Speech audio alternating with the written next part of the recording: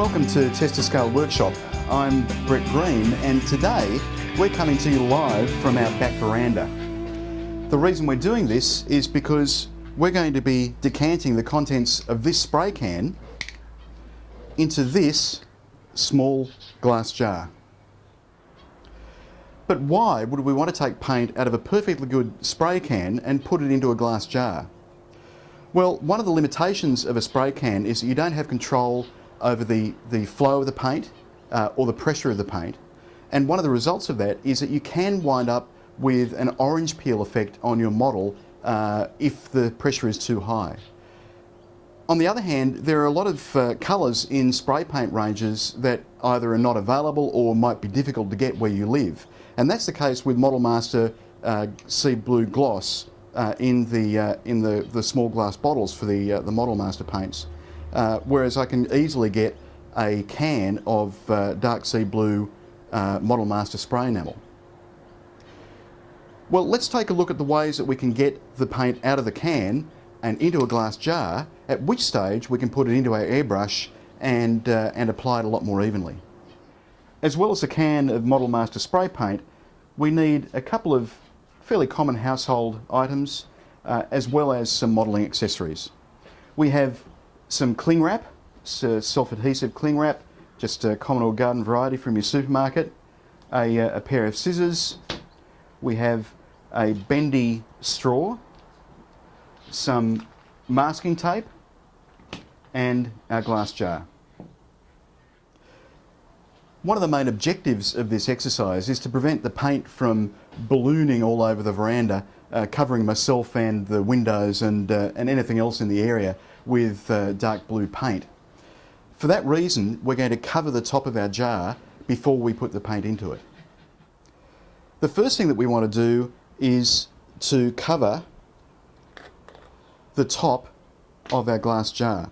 So we're going to cut off some cling wrap, and I'll just use the scissors to give ourselves a slightly smaller piece, easier to manage, less hanging over, and we simply cover the top of the jar with the cling wrap like that. Easy. Next, we're going to prepare the device that we use to get the paint from the can into the jar, and that device is as simple as a humble bendy straw. First of all though, we're going to reduce the length of one side of the straw, just snip it off like that. And we're also going to punch a small hole in the top of the jar. So we just push the straw through, as simple as that. And we have a hole ready for the straw. Now we'll need to connect our straw, which is effectively a funnel, between the nozzle of the spray can and the actual glass jar. We'll need to connect that to the nozzle, and we're going to use masking tape for this.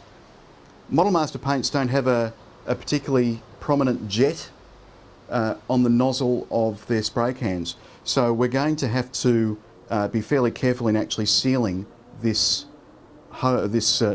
nozzle onto the straw. And we're going to start out by using some masking tape, just peeling off a length of masking tape like that. I'll start it off by connecting it to one side of the straw and carefully wrapping it around the straw like that. So we have the basic fundamentals here. We've got the bendy straw attached to the nozzle of the spray can, but we've still got a bit of a gap at the top and a bit of a gap at the bottom, and we're going to have to deal with that, otherwise we're going to have paint spurting out all over the place. There are two ways we could do that. We could use some more masking tape and wrap it around a bit more. In this case though, I'm going to use some blue tack just to plug up the gaps. Blue tack is fantastic stuff. It really has 1001 happy modelling uses, and this is just one of them. What I'm going to do is just pull off a strip of blue tack In fact, I'm going to take off the nozzle because it'll make it easier to handle the blue tack on the nozzle, and it also reduces the risk of me accidentally pressing it down and covering myself and my last remaining hyperscale shirt in blue paint. And what I've done here is effectively just puttied up, if you like, the gaps around there. So you can see we've got a reasonable seal there.